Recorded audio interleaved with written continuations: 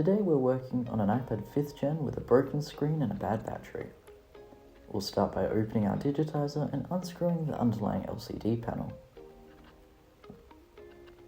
With this out of the way, we can disconnect our battery before removing this LCD, as well as disconnecting our home button, giving us unrestricted access to the iPad's interior. After carefully transferring our home button to the new digitizer, it's out with the old battery and in with the new. We can now install our new digitizer, plug in the home button, and reinstall the LCD. Now let's screw everything up again. It's important to give the screen a good clean before closing it up for the last time, to make sure no dust or debris gets trapped under the glass.